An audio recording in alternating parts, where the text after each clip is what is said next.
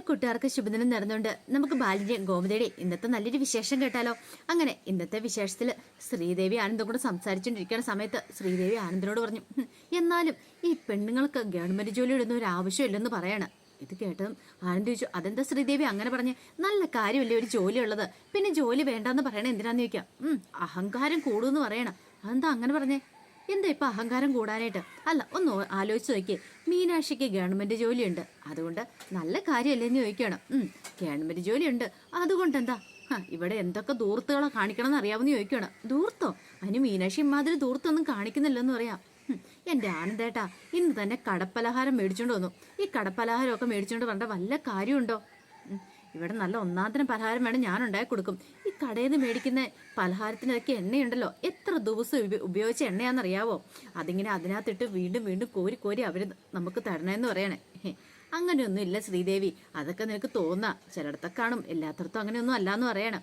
ഇത് കേട്ടപ്പോൾ ശ്രീദേവി പറഞ്ഞു, എന്നാലും കുറച്ച് കഷ്ടം തന്നെയാ, ഇങ്ങനെ പണം ദൂർത്തടിക്കേണ്ട കാര്യമുണ്ടോ? എൻ്റെ വീട്ടിലെങ്ങാനും ആയിരിക്കണം. അല്ല, ഈ ഗവൺമെൻറ് അല്ലേ എന്ന് വെച്ചോണ്ട് ശരിക്കും പറഞ്ഞാൽ നമ്മുടെ പണമല്ലേ, നമ്മൾ നികുതി കൊടുക്കുന്ന പണമല്ലേ ഇവർക്ക് ശമ്പളമായിട്ട് കൊടുക്കണേ. അതിനിങ്ങനെ അങ്ങ് ദൂരത്തടിക്കേണ്ട കാര്യമുണ്ടോ എന്നൊക്കെ ചോദിക്കണം. ഇത് കേട്ടപ്പോൾ ആനന്ദ് ചിരിച്ചു. പെട്ടെന്ന് തന്നെ ശ്രീദേവി പറഞ്ഞു, അല്ല ഞാനും കൂടി പറഞ്ഞെന്നുള്ളൂ ആനന്ദേട്ടാ, ആനന്ദേട്ടൻ തന്നെ ഒന്ന് വിചാരിച്ചു നോക്ക്, ഇതൊക്കെ ഇങ്ങനെയൊക്കെ വല്ല നടക്കണ കാര്യമാണോ? ഒരു ദിവസം എത്ര രൂപയ്ക്കാണ് പലഹാരം മേടിക്കണേ? ആനന്ദേട്ടൻ കണക്ക് കൂട്ടി നോക്കാൻ പറയണം. ഇതെടുപ്പം ആനന്ദ് പറഞ്ഞു, ഒരു തവണ പലഹാരമൊക്കെ മേടിക്കണമെങ്കിൽ 400 രൂപയാവും. ഓ, അതെനിക്കിട്ടൊന്ന് പണിതാണല്ലോ, ഒന്ന് തള്ളി അങ്ങോട്ട് മറിച്ചാണല്ലോ എന്ന് പറയണം. ഇത് കേട്ടപ്പം ആനന്ദ് ചിരിച്ചു. പിന്നീട് ശ്രീദേവി പറഞ്ഞു, അതെ ആനന്ദേണ്ട പൈസയൊക്കെ ശമ്പളമൊക്കെ സൂക്ഷിച്ചു വെക്കുവാണോ, എന്ത് ചെയ്യുവാന്ന് ചോദിക്കുകയാണ്. അപ്പോഴാണ് ആനന്ദ് ആ കാര്യം പറയണേ, അത് ഞാൻ സൂക്ഷിച്ചു വെക്കുമെന്നല്ല, അത് ഞാൻ അമ്മയുടെ കൈ കൊണ്ട് കൊടുക്കുമെന്ന് പറയണം. അമ്മയുടെ കയ്യില? അതെന്താ അങ്ങനെ? നേരത്തെ മുതൽ അങ്ങനെ ശീലമാണ്. ആനന്ദേട്ടാ ഒരു കാര്യം ചെയ്യാം, ആനന്ദേണ്ട ഇനി മുതൽ എൻ്റെ ഇല്ല തരാൻ പറയണം. അതെന്തിനാ ദേവിയുടെ തരുന്നേ? അല്ല, ഞാൻ ആനന്ദേണ്ണ തരാം. അല്ല, അപ്പം ആനന്ദേണ്ണ ഈ വണ്ടിക്കൂലിക്കുള്ള പൈസ അങ്ങനെയൊക്കെയോ? അതൊക്കെ ഞാൻ അമ്മയുടെ കയ്യിൽ നിന്ന് വാങ്ങിക്കുമെന്ന് പറയണം. അമ്മ അച്ഛൻ്റെ കയ്യിലേക്ക് കൊടുക്കും, അത് പിന്നെ അച്ഛൻ എനിക്ക് തരുമെന്ന് പറയാം. ഓഹോ അങ്ങനെയാണ്. അല്ല, ഞാൻ സൂക്ഷിച്ചാൽ എന്താ കുഴപ്പം? ഏയ് അത് വേണ്ട ദേവി എന്ന് പറയണം. ശ്രീദേവിക്ക് എന്ത് ചെയ്യണമെന്ന് അറിയത്തില്ല. എന്നാൽ കുഴപ്പമില്ല, ആനന്ദേണ്ണ എന്തോ വെച്ചാൽ ചെയ്യുമെന്ന് പറയണം. ആ പ്ലാൻ അങ്ങോട്ട് പൊളിഞ്ഞെന്ന് മനസ്സിലായി. പിന്നെ എന്തേലും പറയാൻ പറ്റുമോ? ഈ സമയം മീനാക്ഷിയും ആകാശും കൂടെ സംസാരിച്ചുകൊണ്ടിരിക്കുകയാണ്. അങ്ങനെ സംസാരിച്ചുകൊണ്ടിരിക്കുന്ന സമയത്ത് മീനാക്ഷി ഫോണിലേക്ക് മെസ്സേജ് വരുന്നുണ്ട്. അത് മിത്ര അയച്ച മെസ്സേജാണ്. ആരിനെത്തിയെന്ന് പറഞ്ഞിട്ടുണ്ട്. അല്ല, ഈ സമയത്താണ് നിന്റെ ഫോണിലേക്ക് മെസ്സേജ് അയക്കുന്നത്? അത് മിത്രയാന്ന് പറയണേ. മിത്രയോ? അവളെന്തിനാ ഈ സമയത്ത് മെസ്സേജ് അയക്കുന്നത്? അതെന്താന്ന് വെച്ചാലുണ്ടല്ലോ, ഇന്ന് ആരും താമസിച്ചാ വന്നേ. അപ്പം മിത്രയ്ക്ക് നല്ല പേടിയുണ്ടായിരുന്നു അച്ഛൻ വഴക്ക് പറയുമെന്ന്. അപ്പം അതുകൊണ്ട് വന്നെന്ന് അറിയിക്കാൻ വേണ്ടി എനിക്ക് മെസ്സേജ് അയച്ചെന്ന് പറയണം. ഓ, ശരിക്കും പറഞ്ഞാൽ മിത്ര എന്ത് പാവം കുട്ടിയല്ലേന്ന് ചോദിക്കാം. ആരിന് കിട്ടിയ ഭാഗ്യം അവള്. അത് ശരിയാ, ആൻ്റെയും മിത്രയുടെയും ജീവിതം കാണുമ്പോൾ ചിലപ്പോൾ നമുക്ക് തന്നെ അസൂയ തോന്നും. അവരിങ്ങനെ പ്രണയിച്ച് ജീവിച്ചുകൊണ്ടിരിക്കുമല്ലേന്ന് ചോദിക്കും. ഇത് കേട്ടതും ഒരു നിമിഷം ആലോചിച്ചിട്ട് മീനാക്ഷി പറഞ്ഞു, പ്രണയിച്ച് ജീവിക്കാനായിട്ട് അങ്ങനെ അവർ പ്രണയിച്ച് കല്യാണം കഴിച്ചല്ലല്ലോ എന്ന് പറയണം.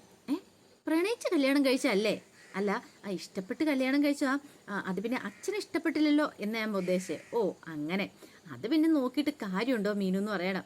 പെട്ടെന്ന് മീനുൻ്റെ മുഖം അങ്ങോട്ട് മാറി. എന്താ മീനു, നിന്റെ മുഖം എന്താ വല്ലാതായെന്ന് ചോദിക്കാം. ഞാൻ അച്ഛനെ സ്വപ്നം കണ്ടെന്ന് പറയണം. സ്വപ്നം കണ്ടോ? അതെ, സാരമില്ല, നിനക്ക് നിന്റെ അച്ഛനെ കാണണമെന്ന് തോന്നുന്നുണ്ടോന്ന് ചോദിക്കും.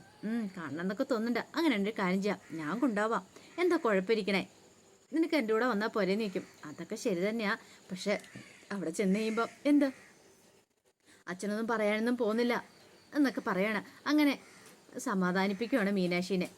അങ്ങനെ അന്നത്തെ രാത്രി അങ്ങോട്ട് കഴിഞ്ഞു പോയി. പിറ്റേ ദിവസമായി കഴിഞ്ഞപ്പം മീനാക്ഷിയും മിത്രയും കൂടെ കോല വിടുവാണ്. ഇടയ്ക്കിടയ്ക്ക് മിത്ര ഇങ്ങനെ പാളി നോക്കുന്നുണ്ട് പുറകോട്ട്. നീ എന്താ മിത്ര ഇടയ്ക്കിടയ്ക്ക് ഇങ്ങനെ പുറകോട്ട് നോക്കുന്നത്?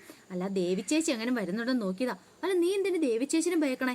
അല്ല, എല്ലാ ദിവസവും ഇപ്പം ദേവിച്ചേച്ചി അല്ലേ കോല വിടുന്നേ? നമ്മൾ കോല വിടുന്ന കണ്ടെങ്ങാനും വന്നിട്ട് ഇനിയിപ്പം നിങ്ങൾ എന്തിനാ കോല വിട്ടതെന്ന് ചോദിച്ചിട്ടുണ്ടെങ്കിൽ നമ്മൾ ചീത്ത വെക്കണ്ടേന്ന് ചോദിക്കും. അതിനകത്തൊന്നും വലിയ കഥയൊന്നും ഇല്ല. ഇതിനു മുമ്പ് നമ്മളെല്ലാം കോല വിട്ടുകൊണ്ടിരുന്നേ, പിന്നെ ഇപ്പം നമുക്ക് കോല വിട്ടാൽ എന്താ കുഴപ്പമെന്ന് ചോദിക്കുക. എന്നാലും എനിക്ക് ഭയങ്കര ടെൻഷനാന്ന് പറയണേ. ടെൻഷൻ അടിക്കേണ്ട ഒരു കാര്യമില്ല, ഇത്ര നിസ്സാര കാര്യത്തിന് എന്തിനാ ഇത്ര നീ ടെൻഷൻ അടിക്കണേ എന്നൊക്കെ മീനി ചോദിക്കുകയാണ്. പിന്നീട് മീനാക്ഷി പറഞ്ഞു, അതെ ഒരു പ്രശ്നമുണ്ട് മീനാക്ഷി ചേച്ചി എന്ന് പറയണം. എന്ത് പ്രശ്നം? ഇന്നലെ ആരിൻ്റെ ഫ്രണ്ട് വിളിച്ചിട്ടുണ്ടായിരുന്നു. ആരിൻ്റെ ഫ്രണ്ടിൻ്റെ ബൈക്കും കൊണ്ടായിരുന്നു ആരും നടന്നുകൊണ്ടിരുന്നത്. അപ്പോൾ ഇന്നലെ വിളിച്ചിട്ട് ആ ബൈക്ക് തിരികെ കൊടുക്കണമെന്ന് പറഞ്ഞു. ഇത് കേട്ട മീനാക്ഷി ചോദിച്ചു, പിന്നെ എന്ത് ചെയ്യും? എന്ത് ചെയ്യണമെന്ന് അറിയത്തില്ല. ഒരു പുതിയ ബൈക്ക് എടുക്കണ കുറച്ച് പണം വേണമെന്ന് പറയാം. ഒരു കാര്യം ചെയ്യാം, ഞാൻ കുറച്ച് പണം തന്നാലോ ബൈക്ക് വാങ്ങാനായിട്ട്? വേണ്ട, അത് വേണ്ടാന്ന് പറയണം. അതെന്താ? അത് ശരിയാവത്തില്ല എന്ന് പറയണം. എനിക്ക് എന്തെങ്കിലും ഒരു ജോലി ഉണ്ടായിരുന്നോ കുഴപ്പമില്ലായിരുന്നു. ഒരു ജോലി കിട്ടുമായിരുന്നെങ്കിൽ എനിക്ക് ആരിനൊന്ന് ഹെൽപ്പ് ചെയ്യാമായിരുന്നല്ലോ എന്ന് പറയാം. ഇത് കേട്ടതും ഒന്ന് ആലോചിച്ചിട്ട് മീനാക്ഷി പറഞ്ഞു, അതെ, എൻ്റെ ഒരു കൂട്ടുകാരിയുടെ ഫ്രണ്ട് ഉണ്ട്. അപ്പോൾ അവളുടെ വീട്ടിൽ ഒരു ട്യൂഷൻ്റെ കാര്യം പറഞ്ഞിട്ടുണ്ടായിരുന്നു. ഹോം ട്യൂഷനാണ്. ആഴ്ച 2 ദിവസം അവളുടെ വീട്ടിൽ പോയി എടുക്കണം. അല്ലെങ്കിൽ എല്ലാ ദിവസവും വൈകുന്നേരം ഒരു മണിക്കൂറൊക്കെ എടുക്കണം എന്ന് പറയണം. ആളെ അന്വേഷിച്ചുകൊണ്ടിരിക്കുക. ഇത് കേട്ടപ്പം മിത്ര പറഞ്ഞു, ആഹാ, അത് കൊള്ളാലോ, നല്ലതാണല്ലോ എന്ന് പറയണ. അങ്ങനെയാണെങ്കിൽ ഞാൻ പോയി ചെയ്യാന്ന് പറയാം. പക്ഷെ ഒരു കാര്യമുണ്ട്, അച്ഛൻ്റെ സമ്മതം വേണമെന്ന് പറയാം. അത് ശരിയാ, ഞാൻ ചോദിച്ചു നോക്കാം. ഞാനേ അപ്പച്ചനെ കൊണ്ട് തന്നെ ചോദിപ്പിക്കാം അങ്കിളിനോട്. അങ്കിള് സമ്മതിക്കുവാണെങ്കിൽ എനിക്ക് ആരിനെ ഹെൽപ്പ് ചെയ്യാൻ പറ്റുമല്ലോ. ഭയങ്കര സന്തോഷത്തിലായിരുന്നു മിത്ര. മീനാക്ഷി പറഞ്ഞു, നമുക്ക് നോക്കാം, ചിലപ്പോൾ അച്ഛനെങ്ങാനും ഇനി സമ്മതിച്ചാലോ എന്നൊക്കെ പറയണം.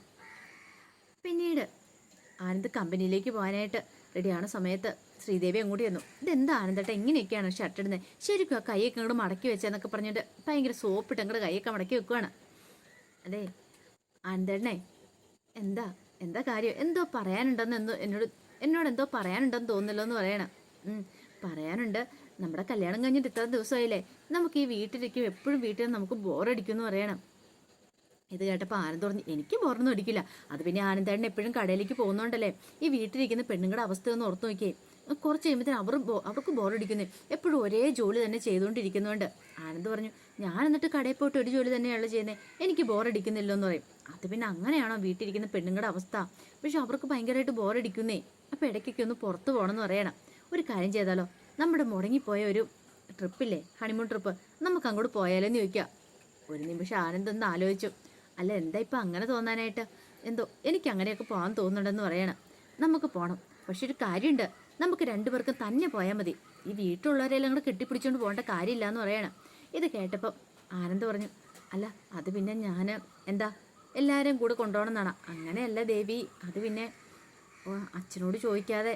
അങ്ങനെ ഒരു കാര്യം ചെയ്യും, ബാലച്ചനോട് ചോദിച്ച് പെർമിഷൻ വാങ്ങാൻ പറയണം. അച്ഛനോട് ചോദിച്ചാൽ അച്ഛൻ വിടുമോയെന്നറിയില്ല, ഞാനൊന്ന് ചോദിച്ചു നോക്കാം. പിന്നെ നമ്മൾ രണ്ട് തന്നെ എങ്ങനെ പോണേ?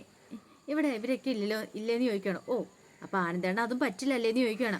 അതല്ല, ഞാനിങ്ങനെ കുഴപ്പമില്ല ആനന്ദേട്ടൻ ചോദിക്കുക ആനന്ദേട്ടാ, എന്നിട്ട് നമുക്ക് ഒരുമിച്ച് പോകാം എന്നൊക്കെ പറയണം. ശരി, ഞാൻ ചോദിക്കാമെന്നൊക്കെ പറയണം. അതെ, ഞാൻ ഉച്ചയ്ക്ക് ഫുഡുമായിട്ട് വരാം എന്നൊക്കെ പറയണം. ശരി, ആയിക്കോട്ടെ, അപ്പം നമുക്ക് കാണാം എന്നൊക്കെ പറഞ്ഞിട്ട് ആനന്ദ് അങ്ങോട്ടേക്ക് പോവാണ്. പിന്നീട് ബാലന് കടയിലേക്ക് പോകാനായിട്ട് ഇറങ്ങുന്ന സമയത്ത് ഗോമതി അങ്ങോട്ട് വന്നു. ഗോമതി ധരിച്ചു, ബാലേട്ടൻ കടയിലേക്കാണോ? അല്ല, ഞാൻ ഊട്ടിക്കൊരു ട്രിപ്പ് പോകാമെന്ന് പറയണം. ഇത് കേട്ടപ്പോൾ ഗോമതി പറഞ്ഞു, ഒറ്റയ്ക്കുള്ളോ അതിനിപ്പോൾ വേറെ ആരെങ്കിലും ഉണ്ടോയെന്ന് ചോദിക്കാം. എന്താ, നിന്നെ വിളിച്ചാൽ നീ വരുമോയെന്ന് ചോദിക്കേ. എന്നെയൊക്കെ കൊണ്ടുപോവോ? നമ്മളെയൊക്കെ കൊണ്ടുപോകാനായിട്ട് ആരെങ്കിലും ഉണ്ടോയെന്ന് ചോദിക്കണം.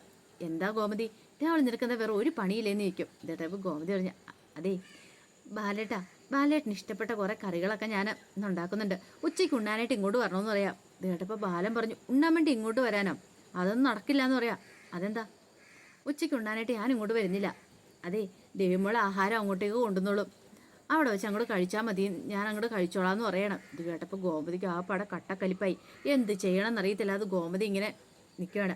അപ്പോൾ അതിൻ്റെ വിശേഷങ്ങളൊക്കെ എന്ന് കണ്ടേ. ഇതിൻ്റെ ബാക്കി വിശേഷങ്ങളായിട്ട് വൈകുന്നേരത്തെ പ്രമോയി വരാട്ടോ. ഒരിക്കൽ കൂടി എല്ലാവർക്കും ശുഭദിനം നേർന്നുകൊണ്ട് നിർത്തുന്നു.